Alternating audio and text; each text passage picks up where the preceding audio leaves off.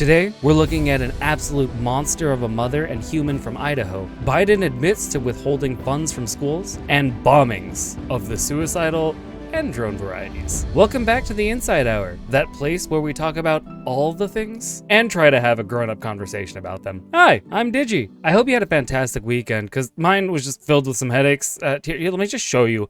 Alice, pull up the file on that Idaho lady. Idaho mother Lori Vallow Daybell has been sentenced to life in prison without the possibility of parole for the murders of her two youngest children and a romantic rival. Daybell was found guilty of conspiring to kill Tammy Daybell, her fifth husband's previous wife, and her two youngest children, 7-year-old Joshua J.J. Vallow and 16-year-old Tylee Ryan. She will serve 3 consecutive life sentences. So, Lori Vallow Daybell, a mother who apparently thought she was auditioning for a role in The Walking Dead, had claimed in court her children were zombies and that she was a goddess sent to bring about the apocalypse. But wait, there's more. She's also been accused of plotting to kill her 4th husband and her niece's ex-husband. I'm wondering if this lady was collecting ex-husbands like some people collect stamps. Oh, speaking of husbands, her now husband, Chad Daybell, is also up for the same charges. Now, the judge clearly wasn't a fan of her performance, criticized her for her bizarre religious beliefs and lack of remorse. He must have been thinking, lady, this is an American Horror Story. This is my courtroom, so calm yourself down. The lone survivor of Vallow Daybell, Colby Ryan, and Tammy Daybell's sister, Samantha William, testified about their grief and loss. Before the sentencing, Vallow Daybell tried to pull a fast one. She cited scripture and argued that people shouldn't judge one another, and claimed that she frequently receives visits from the ghosts of her victims. She even suggested that they weren't actually murdered. I guess she thought she was just in an M. Night Shyamalan movie where the twist is only she can see ghosts.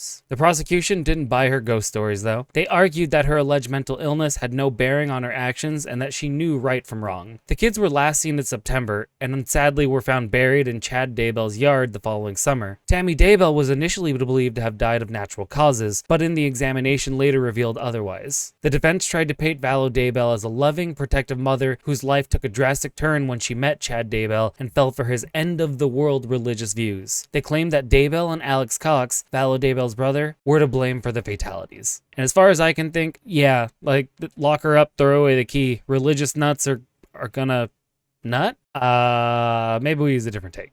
Alice, get me out of this one, like, now. A suicide bombing at a political gathering of the Jamiat Ulema-e-Islam (JUIF) party in northwest Pakistan resulted in at least 44 deaths and over 100 injuries. The incident occurred in the town of Khar, near the Afghan border, where hundreds of party supporters had gathered. The JUIF party is a government coalition partner led by an influential cleric. So the health minister for the Khyber province confirmed that the attack was a suicide bombing, with the bomber detonating himself near the stage. The blast caused significant chaos and devastation, with witnesses describing a scene of utter confusion and horrifying injuries. As of recording this video, no group has claimed responsibility for the attack, but the local chapter of the Islamic State, the IS, has recently carried out attacks against the JUIF. The IS accuses the JUIF of hypocrisy for being an Islamic group while supporting hostile governments and the military. The bombing coincides with a visit to Pakistan by a senior delegation of Chinese officials and comes as Pakistan's National Assembly is due to dissolve in the next few weeks ahead of the election expected in October or November. Some analysts even suggest that the attack may be part of a larger effort to create instability ahead of the election. Unfortunately, Pakistan has seen a sharp rise in terrorist attacks since the Afghan Taliban surged back into power in neighboring Afghanistan back in 2021. The country's homegrown Taliban group, the TTP, has largely directed its campaign against security officials.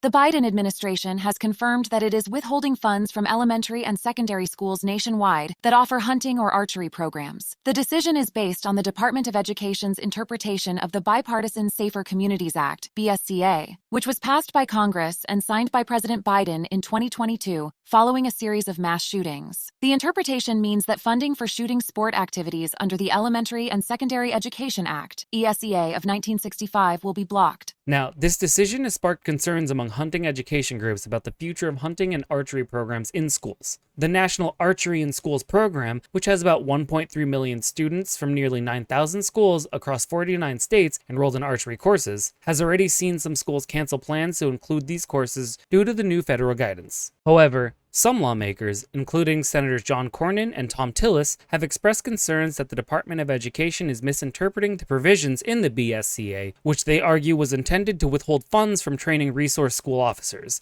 not hunting and archery classes. Now, I'm not entirely sure how I feel about this. On one hand, I get it. We have a string of mass shootings and something needs to be done. But on the other hand, it feels like we're punishing the masses of students for the actions of a few. I mean, let's think about this for a second. We're talking about hunting and archery programs. These aren't how to stage a coup 101 classes. They're teaching kids how to shoot a bow and arrow, not how to overthrow a government. And let's not forget, these are skills that have been passed down through generations, long before the advent of semi-automatic rifles. Also, I'm not entirely sure what the correlation these programs have on a student's ability to shoot in a harmful way. If a kid wants to learn how to shoot, they're going to find a way to do it, with or without the help of their school. You know, it's like trying to stop a teenager from drinking by banning water bottles or something.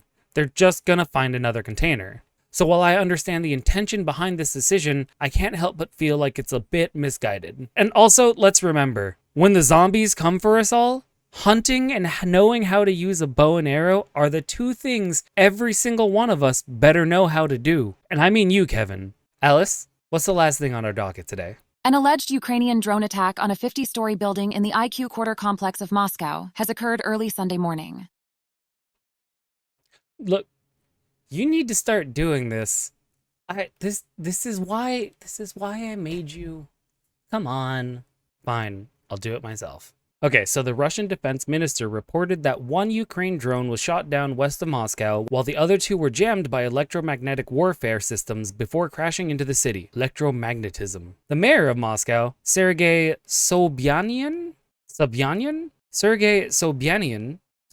reported minor damage to the facades of 2 office buildings and an injury to 1 security guard. Let's shift gears here for a second. Do you guys remember when Biden recently denied Ukraine entry into NATO? Now I know what you're thinking. Wasn't that a bad thing? Well, considering this current situation, it might not have been the wrong choice. I mean, let's be honest, do we really want to add more fuel to this fire? I think Biden might actually be onto something. I mean, in the current global climate, it's crucial to tread carefully. The recent denial by President Biden of Ukraine's entry into NATO, I believe, is the decision that kind of reflects this caution. The ongoing conflict between Ukraine and Russia is a complex and volatile situation. Whether or not Ukraine was responsible for this attack, the speed at which Russia was ready to point the finger is a clear indication of the tension that still exists between these two nations. Now imagine if Ukraine were a member of NATO at the time of this incident. The North Atlantic Treaty, which established NATO, includes an article, Article 5, that treats an attack on one member as an attack on all. This means that if Ukraine were a member of NATO, this drone incident could have potentially obligated all NATO members, including the United States, to respond to Russia's actions. In a world where the threat of the Third World War looms, it's essential to avoid escalating conflicts. By denying Ukraine's entry into NATO, Biden may have prevented the situation from spiraling out of control.